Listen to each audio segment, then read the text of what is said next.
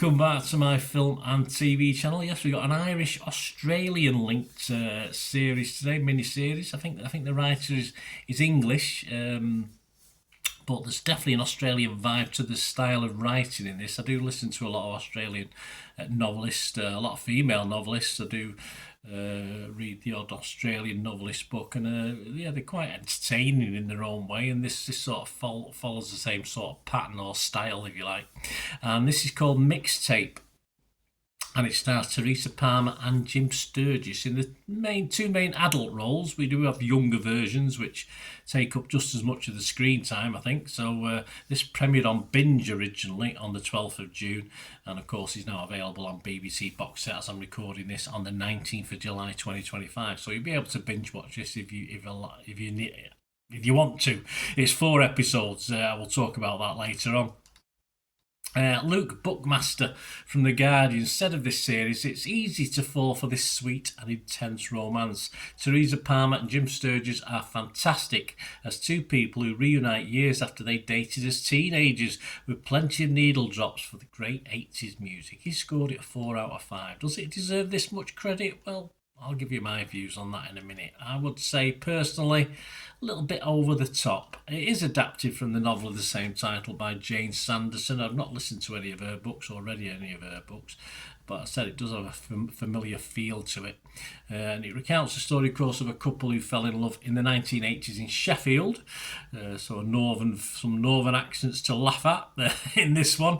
And of course, these two reconnect with the help of the internet and social media and various other things whilst on opposite sides of the world, which is very easy to do. It's a bit like I remember back in the old days with computers, and I think one of the first things I did was go on Friends Reunited and was looking for, like, when I was in my 40s, look for kids from school I might have known and stuff like that. And it's that sort of modern day vibe to that. I mean, that's what it is.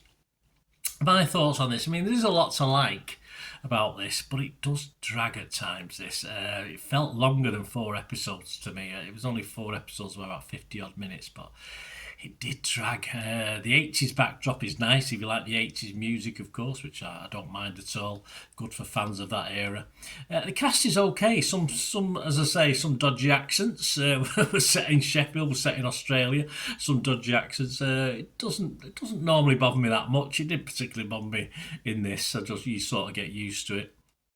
It doesn't bother me, but what we do get, and you do get this in a lot of Australian novels particularly as well, is that we get an adult male lead character who's pretty weak as a character. Jim Sturgis does very well with him, don't get me wrong, but yeah, it's just another weak lily-livered male character study, this one, as far as the adult's concerned. The younger version is much stronger than the portrayed as the older version. The strength, I thought, in this one is in the Alison character, young and old. I think both actors did tremendously well.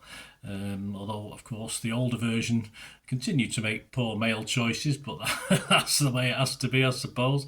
Even when she was a successful novelist, it took time for her to realise just what poor decisions she perhaps had made. Florence Hunt as young Alison is a standout for me of this series. Hopefully there's more to come, and Rory Walton-Smith, who also plays the young Daniel in this, is well worth watching as well. And despite the revelations from episode 3, as it sort of ramps up a little bit into episode 4, it does struggle at times to fill the 4 episodes. There's a lot of repetitivity, that's a word, yes, which makes this make this sort of slow burn initially, and as a slow burn watch as well. It's not for me.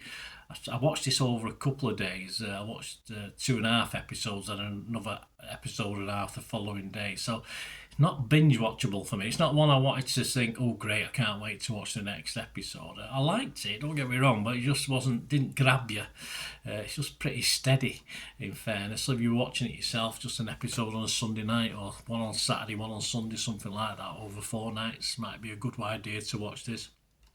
I did find myself reaching to check my phone at times until the revelations, of course, in the last perhaps third of the series sort of drag you in a little bit more and allow you to be a bit more forgiving of some of the actions the adults have taken, certainly the female side anyway. I did find the weak male lead, the supposedly grown-up one, annoying, fairly pathetic for the most part. And yeah, I did recognise a female writer at work, because we do get this quite a lot. Understandable. I don't suppose she's that far out in general, but I find it a little bit formulaic in the male characters. This sort of stance that's made. The split storyline works very, very well. It's not always to achieve that in these sort of things with the flashbacks, but full credit. I think it works superbly. The stories probably could have been told, one after another. You could have had the younger version going into the older version as well. It wouldn't, but I think it's done that well that it does add to the series. And I think the coming of age element is the best part of the 4 episodes. I think it's far more watchable than the older versions of the characters. And to be honest with you, I thought 4 episodes, 50 minutes. I think there's a good 2-hour feature in here, but it was dragged out a little bit to fill the 4 episodes. And the story in itself, even the story as it reaches its predictable, formulaic, unsurprising ending, because we're searching for a happy ending in this. That's what we're after. So it does become all a little bit routine for me and nice, that you'd seen a nice drama sort of romance drama, comedy. No, not really any comedic element in this either. So yeah, it's a shame that it becomes a little bit formulaic, because there is some good stuff in here, some gritty stuff in here as well, and things to say. So there you go, guys. I sort of quite like this. A bit of a funny one on Rotten Tomatoes, though. There's only 5 reviews on Rotten Tomatoes, but there's only 1 fresh and 4 on. But there's no breakdown of that, so I don't think we can read too much into that. Internet Movie Database is far more positive, almost 600 scores and reviews as I'm recording this, and they're giving it a 7.6, which is fine. It's okay, and I can fully understand that. But as I said, for me, it's just a little bit dragged out, and I would be fresh on Rotten Tomatoes, so I'd improve that score. I'd be mixed, though, on Metacritic. I can't be totally positive. As I said, it's a bit too formulaic at times for me, despite some good storytelling at times. Some of it's still a bit bland for me. So I've given it my watchable score. I certainly recommend you watching it if you like sort of dramas like this, and you certainly like 80s music as well, even better. So I'll give it a 6 out of 10, which is my watchable score. So it didn't blow me away, and it didn't, as I say, it all became a bit, we knew where we were going by the end. But yeah, it was okay. It was okay. Not as a binge watch, though, so take your time watching it, perhaps over 3 or 4 nights or something like that. So I like to binge watch so I can review things. So some things suit that, some things don't. For me, this didn't. Thanks for watching, guys. Please let us know your comments about this or anything to do with film and TV.